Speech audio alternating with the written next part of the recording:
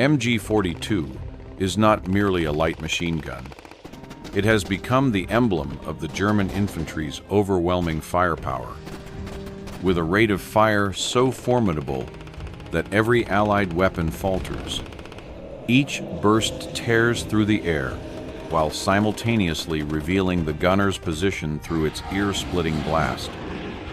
The flare of sparks and a towering plume of smoke. As early as 1943, it was observed that within a few minutes of an MG42 opening fire, the gunner would instantly become the primary target and have no chance of survival. Regardless of training or unit cohesion, what makes this role even more hazardous than that of a fighter pilot or a flamethrower operator? Could it be that such supreme firepower demands the ultimate price in human life? If you want to explore this lethal weapon in greater depth, be sure to hit the subscribe button and ring the notification bell today. The origins of the MG42 trace back to the Gus AG workshop in the winter of 1937, when a firm specializing in stamped metal flashlights was unexpectedly assigned to develop military hardware. Their lack of a weapons manufacturing tradition proved advantageous, for their engineers were unbound by the dogmas of conventional steel machining. In the context of Nazi Germany's dizzyingly rapid rearmament program, the Army Ordnance Board sought a light machine gun that could be produced quickly, cheaply, and maintained with ease, one to replace the complex MG34, which required 150 hours of precise machining and consumed 49 kilograms of alloy steel. Recognizing the urgent demand, the young engineer Vera Gruner was granted full freedom to experiment with industrial solutions. He proposed using sheet metal stamping instead of block machining, combined with spot welding in lieu of traditional joints that demanded microscopic tolerances. This approach slashed production time to only 75 hours and reduced steel consumption to 27.5 kilograms. As a result, each MG42 component could be manufactured en masse on stamping presses, without the need for highly skilled craftsmen or ultra-tight tolerance inspections. The modular design of the MG42 divided the weapon into pre-stamped metal plates that were easy to assemble, disassemble, and replace. Each assembly step required minimal, sophisticated tooling, enabling subcontractors such as Gustl Werk and Steyerdam Lauck to produce compatible parts as part of a unified industrial chain. This standardization not only shortened the manufacturing cycle, but also minimized failure rates under harsh operating conditions, from the sands of North Africa to the frozen mud of the Russian steppes. Instead of the delicate, failure-prone mechanisms of the MG34, the MG42's roller-delayed blowback system eliminated rapidly wearing parts, increased durability, and allowed a rate of fire far beyond contemporary norms. Though few foresaw it at the time, this leap in industrialized design laid the foundation for a new era, weapons that were not only devastating in firepower, but also optimized for mass production. Thus, the MG42 became the emblem of military engineering seamlessly integrated with industrial manufacturing, inaugurating the fastest small arms production phase in history. The breakthrough of the MG42 lay in its roller-delayed blowback mechanism, which completely eliminated fragile components prone to failure and enabled the gun to achieve a terrifying rate of fire. Instead of relying on springs and intricate parts with ultra-tight tolerances, the roller system employed two load-bearing rollers that slid out of their grooves once the propellant gas pressure reached a specified threshold. Only then, allowing the bolt to recoil. This design was simpler, easier to manufacture, and more durable, while also allowing the barrel to withstand high pressures without requiring precision machining. During testing at Kumdorf, the MG42 was observed firing consistently at a rate of 1,200 rounds per minute, with peaks reaching 1,800 rounds per minute. When engineers adjusted the mass of the bolt assembly, this rate not only overwhelmed every conventional infantry weapon of the time, but also produced an unprecedented acoustic phenomenon. The bursts of fire did not occur in distinct, separated volleys, but instead created a continuous rumble, like tearing metallic cloth. As the roller mechanism operated smoothly, the combustion gases generated a characteristic sound, driving frequencies up to 2,400 Hz, enough to trigger an automatic stress response in the human nervous system. That sound, which Allied soldiers later dubbed Hitler's buzzsaw, became a terror on the battlefield. The Deutsches Technikmuseum preserves original recordings, capturing a rumble so intense that even seasoned reconnaissance troops would hesitate and sometimes flee. The instantaneous psychological stress it inflicted gave MG42 gunners a decisive mental edge before any bullets struck their targets. Far more than a dry statistic on paper, the MG42's acoustic signature became the perfect psychological weapon. At the first hint of its continuous roar, units would halt their advance to locate the source and prepare a response, and on many occasions, they chose to withdraw. This effect demonstrated that, alongside its devastating firepower, the MG42's unrelenting rumble was itself a declaration of the supreme dominance this machine gun conferred. The distinctive buzzsaw roar of the MG42, so named by Allied troops as Hitler's buzzsaw, did far more than instill fear in individual soldiers. It shattered unit cohesion and paralyzed entire formations. According to British field reports, on more than one occasion, whole platoons broke ranks or froze in place the instant the first sustained burst ripped through the air. Even before a single casualty had fallen, the psychological effect of that relentless mechanical howl was undeniable. It convinced defenders that an unstoppable hail of bullets was already sweeping toward them, sapping their will to fight and forcing hasty retreats or panicked surrenders. Beyond the deafening acoustics, the MG42's destructive power was equally formidable. Firing the standard 7.92 by 57 mm Mauser cartridge at a muzzle velocity of 740 meters per second, the weapon effectively generated what German engineers termed a steel curtain. In live-fire trials and combat analyses, a single MG42 could saturate an area roughly 50 meters wide by 500 meters deep with lethal fire. Any soldier caught within that envelope faced almost certain death or grievous injury.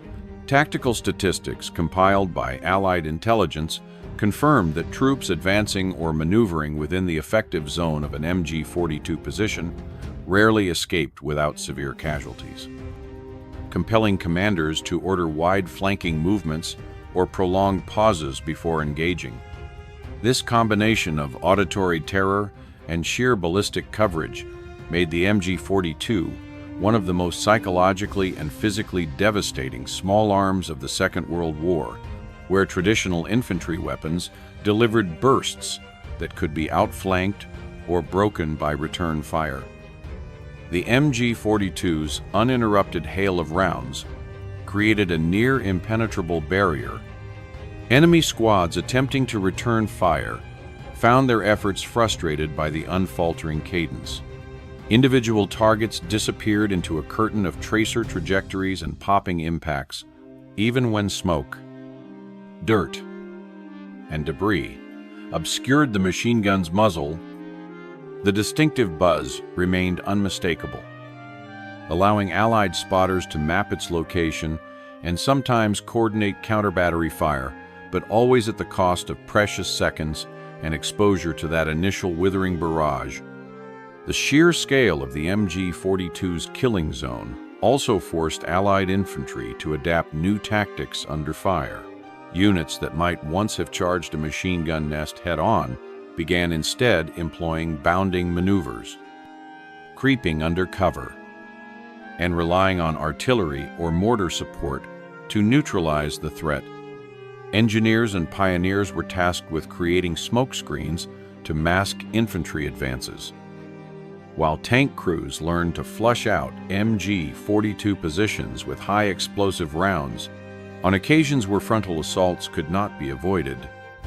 Companies suffered horrific losses until their officers learned to respect the steel curtain and adjust assault plans accordingly. Perhaps most tellingly, the MG42's reputation for merciless, all-encompassing firepower transcended the battlefield and entered the realm of legend. Soldiers spoke of the buzzsaw as a living demon, an invisible wall that crushed morale long before any bullets found flesh. Letters and diaries from the Normandy and Italian campaigns recount men trembling at the mere rumor of an MG42 emplacement in the hills ahead. Commanders understood that breaking an enemy's spirit could be as decisive as any tactical maneuver, and few weapons did so more efficiently than the MG42. In the crucible of total war, its roar became synonymous not only with German technical ingenuity, but with a ruthless form of psychological warfare that reshaped how infantry fought and survived. The MG42's GE34/41 belt feed system represented a dramatic leap forward in sustained fire capability, unlike magazine-fed weapons, whose limited capacity forced frequent, hazardous reloads. The GE34/41 allowed belts to be linked end-to-end indefinitely in endurance trials. A single MG42 sustained uninterrupted fire for 120,000 rounds without jamming, underscoring the system's extraordinary reliability. This continuous feed design eliminated the magazine change vulnerability that had plagued earlier machine guns, vastly reducing the moments when the operator would be exposed to enemy fire. By eradicating a critical weak point, the GE34/41 transformed the MG42 into a true area denial weapon, capable of holding fields of fire long enough to suppress entire platoons. Equally impressive was the MG42's quick-change barrel mechanism, engineered for battlefield exigencies. A horizontal hinge and rotary locking latch permitted the entire barrel assembly to be swapped in under 10 seconds. Even while under direct enemy fire, the operator needed only to release the latch, swing out the overheated barrel, insert a cool replacement, and re-engage the latch, all with minimal tools or fine adjustments. This rapid exchange system prevented barrel overheating from degrading performance, ensuring that sustained volleys could continue without risk of cook-offs or metal fatigue. As a result, MG42 teams maintained maximum round-on-target rates throughout prolonged engagements, a feature unrivaled by contemporary designs.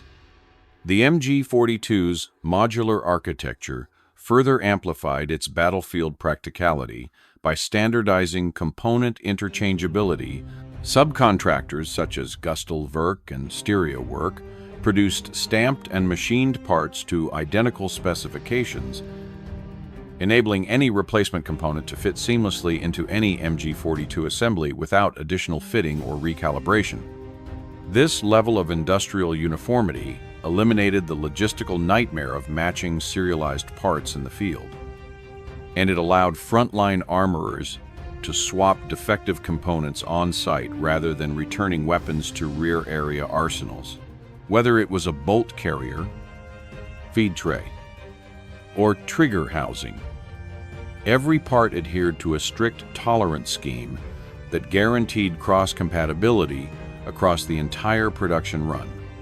Taken together, these innovations, unlimited belt feeding, ultra-fast barrel changes, and a fully modular parts network elevated the MG42 to the pinnacle of small arms dependability and maintainability. On the front lines, crews could trust that the weapon would function under the most punishing conditions, from desert heat to Arctic cold, without succumbing to wear or malfunction. Field maintenance routines were greatly simplified. Soldiers required fewer specialized tools, fewer spare parts, and less training to keep their MG42 second combat ready. In effect, the MG42's industrial standardization created a small arms platform that was as easy to sustain in the field as it was lethal on the battlefield, an enduring testament to the power of manufacturing precision married to tactical necessity. Compared to Allied small arms, the MG42's advantages became starkly apparent. The British Bren gun weighed 10.3 kilograms and delivered a rate of fire of 500 rounds per minute from a 30-round magazine. Each reload forced the operator into at least 4 seconds of complete exposure, during which a moment's hesitation could prove fatal. By contrast, the MG42's belt feed allowed for uninterrupted volleys that required no such vulnerable pause. The American Browning M1919 tipped the scales at 14 kilograms and managed a cyclic rate between 400 and 500 rounds per minute. It lacked any mechanism for rapid barrel exchange, meaning sustained fire risked overheating or cook-offs. In protracted engagements, crews often had to cease fire entirely to allow barrels to cool or to perform field-level maintenance, reducing their suppressive potential. On the Eastern Front, the venerable Soviet Maxim presented its own logistical burdens. The water-cooled design required some 20 liters of coolant and a 3-person crew simply to transport and operate the weapon. In muddy or frozen terrain, hauling that much water and coordinating a trio of operators under fire proved a daunting task.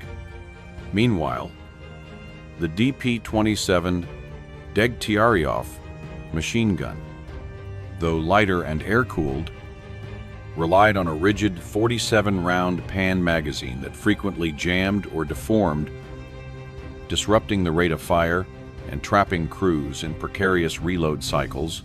Even newer Soviet designs like the SG-43 could not match the MG-42's output, topping out at 650 rounds per minute under ideal conditions.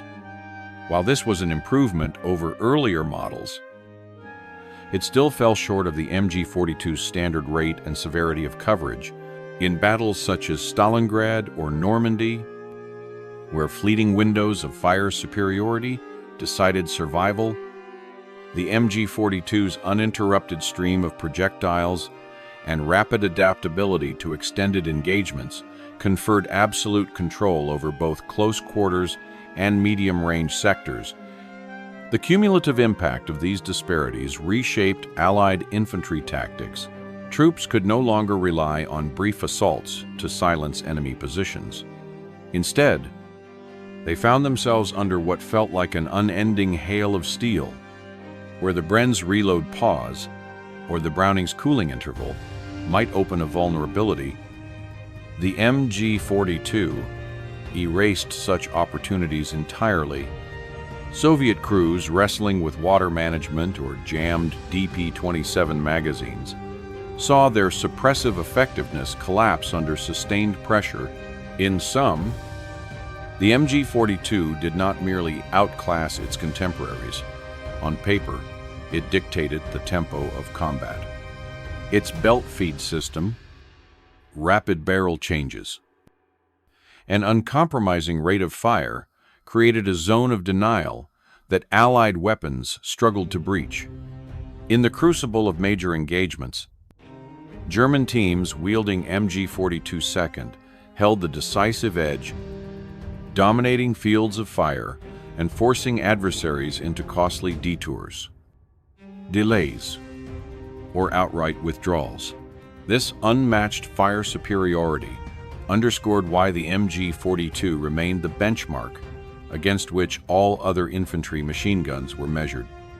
However, the MG42's phenomenal rate of fire also proved to be a double-edged sword. Every sustained burst was accompanied by continuous muzzle flashes, towering plumes of white smoke, and vibrations that rippled through the ground, betraying the gunner's precise location during daylight hours. An attentive observer could spot the muzzle flash of an active MG42 position from several hundred meters away in as little as 5 seconds. Under the cloak of darkness, those flashes merged into a continuous ribbon of flame, making the weapon's position unmistakable, even without optical aids. What began as an unparalleled advantage in firepower thus became a deadly beacon for enemy observers. Attempts to mask these signatures with flash suppressors offered only limited relief. Although designed to reduce visible dust and muzzle flash, suppressors on the MG42 disrupted the weapon's carefully balanced gas pressures, resulting in diminished muzzle velocity and occasional feeding issues. In humid environments, the problem was exacerbated. The combustion of lubricating oils and propellant residues produced dense white smoke that condensed into persistent trails high in the air. These smoke columns often lingered for minutes, providing enemy scouts ample time to pinpoint the source and call in counterfire. Beyond visual cues, the MG42's mechanical vibrations posed yet another vulnerability. Each volley generated powerful shock waves that traveled through solid materials bedrock, concrete bunkers, or dense foliage, causing walls, windows, and nearby trees to tremble visibly. Clever adversaries developed improvised seismic sensors, such as metal rods driven into the ground or water-filled containers, to detect these tremors. By combining seismic data with the weapon's characteristic buzz, they could triangulate the exact position of an active MG42 team with remarkable precision. Sound triangulation further amplified this threat. Trained listening posts, equipped with directional microphones or even simple acoustic mirrors, could discern the continuous buzzsaw cadence against battlefield noise. By timing the interval between bursts at multiple locations, enemy spotters achieved location accuracy down to a few meters. Coordinated assaults or indirect fire could then be directed at that precise point, often neutralizing the MG42 before it could relocate. In effect, the very features that made the MG42 a tactical marvel, its unrelenting rate of fire, quick barrel changes, and modular reliability also served to expose its operators to concentrated enemy action. No amount of camouflage or rapid displacement could completely mitigate the visual, acoustic, and seismic signatures inherent to such a high-velocity weapon. Thus, while the MG42 dominated battlefields with its steel curtain, it also carried the inescapable curse of betraying its own position, turning each gun team into a conspicuous target under relentless enemy scrutiny. To maximize the MG42's battlefield impact, the German army organized a dedicated 9-man team around each weapon in strict accordance with Field Manual HDV 130/2A. At the heart of this structure stood the Schütze-1, the primary gunner, who underwent an intensive 12 to 16-week training regimen. Candidates faced grueling physical tests, psychological endurance trials, and simulated high-stress firing exercises that measured their ability to deliver controlled bursts under extreme duress. Fully 60% of trainees were eliminated during these initial evaluations, ensuring that only the most resilient and mentally steadfast operators took their place behind the MG42, complementing the gunner. The Schütze-2 served as gun assistant, mastering the art of belt manipulation, rapid barrel changes, and immediate jam clearance through relentless drills. Assistants achieved a record 2 to 3 seconds for a complete belt replacement and just 8.7 seconds to swap a searingly hot barrel, times that proved crucial when under direct enemy fire. This seamless coordination between gunner and assistant allowed MG42 teams to sustain suppressive fire with minimal interruption, preserving the weapon's fearsome rate of fire. Sustaining such continuous engagement required a robust logistical pipeline. Each active MG42 consumed between 3,000 and 8,000 rounds of ammunition per day, with consumption surging to as high as 12,000 rounds during the first 8 hours of the Normandy landings. Ammunition carrier, therefore, traveled along carefully concealed routes, using covered paths and camouflage netting to minimize exposure. The precise coordination of these supply lines was vital. Any break in the ammo chain could render the MG42 team ineffective and expose them to counterattack. Personal equipment further underscored the role's specialized demands. Every team member carried asbestos-lined gloves to handle scalding replacement barrels, protective goggles to shield against flying powder, residue, and debris, and a comprehensive 23-piece maintenance kit. This kit included spare rollers, extractor pins, firing pin springs, and various gauges for measuring barrel wear, each tool meticulously organized to facilitate field repairs without recourse to rear area armories. Beyond technical proficiency, the 9-man MG42 team represented a microcosm of German tactical doctrine, a blend of elite specialization and industrial standardization. While the gunner and assistant focused on weapon operation, the remaining 7 soldiers fulfilled roles in ammunition, transport, position security, spare parts, logistics, and local communications. Their coordinated efforts ensured that the MG42 could unleash its steel curtain effect whenever and wherever the front required, with each member understanding the critical interdependence of their tasks. In sum, the 9-man MG42 team embodied a synergy of human endurance, technical innovation, and logistical precision. From the Schütze-1's rigorous mental conditioning to the assistant's record-setting reload drills, and from the daily delivery of thousands of rounds to the bespoke maintenance equipment, every element was calibrated for maximum efficiency. This orchestration allowed the MG42 not just to outperform rival machine guns, but to redefine what sustained automatic fire could achieve on the battlefield. In response to the deadly efficiency of the MG42, Allied forces soon formed dedicated MG Hunters, specialized units ranging from ordnance experts to forward reconnaissance teams. These units were tasked exclusively with detecting, tracking, and neutralizing enemy machine gun positions. Weapons technicians analyzed captured MG42 second to uncover vulnerabilities and transmitted technical bulletins to frontline units. Reconnaissance détachement, trained in the latest detection techniques, became the eyes and ears of assault formations, ensuring that MG42 nests could be pinpointed and destroyed before they halted an advance. Acoustic triangulation emerged as one of the earliest and most reliable detection methods.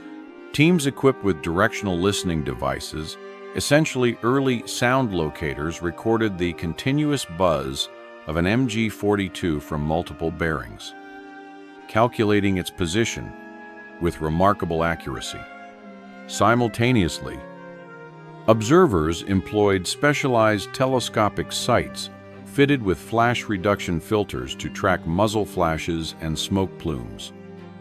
Even at extreme ranges, in conditions of low light or total darkness, infrared-capable cameras and night vision optics captured residual barrel heat signatures for up to 30 minutes after firing ceased, allowing planners to confirm that an MG42 emplacement had been abandoned or to prepare a coordinated follow-up strike.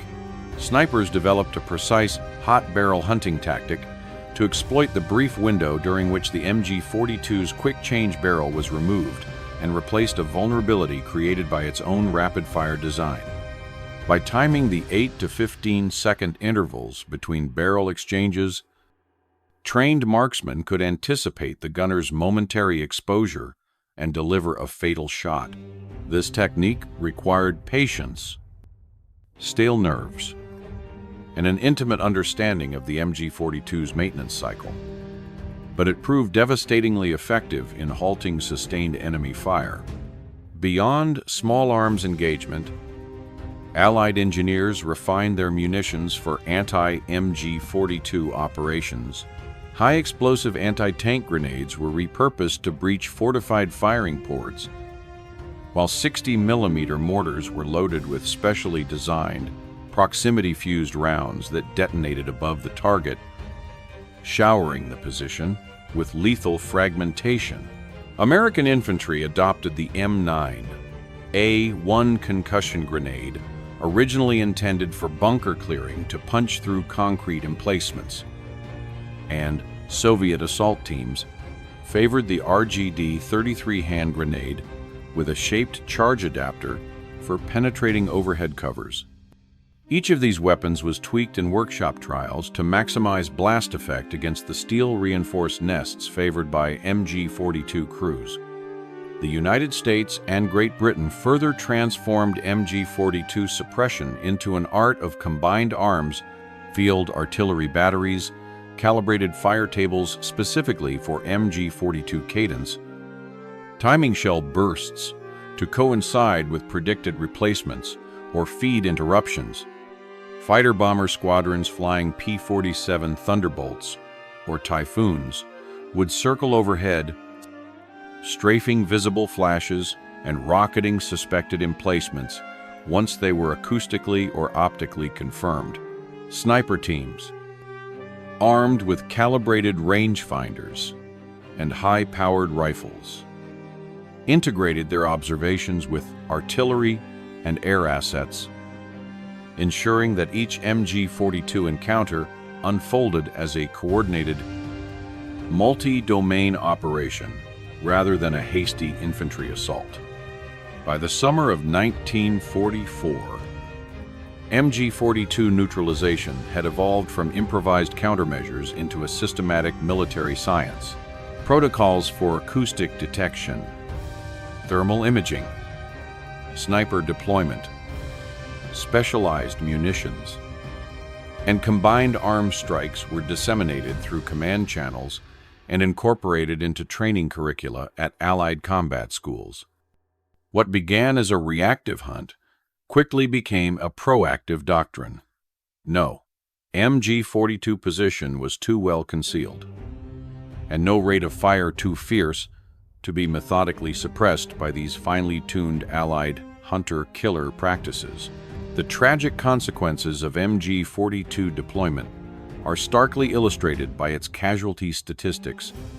According to a German medical directive, 41.3% of MG42 gunners were killed within the first 30 days of service. Even more alarming, 60% of operators perished during their initial engagement, and the average life expectancy of a crewman was a mere 17 days. These figures underscore the profound risks borne by MG42 teams. The very weapon that delivered devastating suppression also marked its operator for near-certain destruction Frontline medical reports from Normandy further emphasize this grim reality. Of those MG42 operators wounded in combat, 40% succumbed within 6 hours of receiving treatment. The majority of these fatalities resulted from head and chest wounds targeted deliberately by enemy fire at the areas most exposed while firing. Such concentrated attacks left little chance for survival. Even when the wounded reached field hospitals, where limited resources and the severity of injuries compounded the fatality rate, these data reveal not only the lethality of the wounds sustained, but also the harsh constraints of battlefield medicine under sustained fire. Beyond the physical toll, MG42 crews endured profound psychological strain. The doctrine of remaining the last man in position, coupled with the weapon's deafening cadence, imposed crushing mental fatigue. Many gunners, overwhelmed by stress and exhaustion, experienced acute combat stress reactions, hallmarks of which included dissociation, trembling, and an inability to follow orders. Recovery unit logs describe soldiers collapsing at their posts or wandering into no man's land, only to be later found dead, still clutching their weapons. Most MG42 teams that died in action were discovered at the very emplacements they defended, bodies fused to their guns as if cemented in place, testifying to the unrelenting demand to hold ground at all costs. Meanwhile, German wartime production figures attest to the scale of this human expenditure. Between 1942 and 1945, an astonishing total of 423,600 MG42s were manufactured. Each unit represented not only an engineering triumph, but also a fixed probability of a soldier's death. The industrial efficiency that yielded mass production also codified a doctrine of disposability. Every weapon deployed meant one more gunner condemned to become the primary target. This was no mere tactic, but a calculated philosophy of sacrifice, wherein the MG42's brute firepower was inseparable from the expectation that its operator would pay the ultimate price in exchange for fleeting battlefield dominance. In essence, the MG42 embodied a brutal equation: tactical supremacy measured against human cost. Its designers and commanders harnessed the weapon's crushing capabilities, fully aware that each barrel's thunderous roar would both decimate enemy ranks and seal its own crew's fate. The result was a form of mechanized martyrdom, a systematic embrace of sacrifice as a legitimate component of battlefield doctrine. The MG42's legacy, therefore, is not solely that of an unparalleled machine gun, but also of a weapon system that institutionalized self-sacrifice at the heart of its operational concept, a testament to the cold calculus of war in which human lives became expendable, fuel for strategic objectives.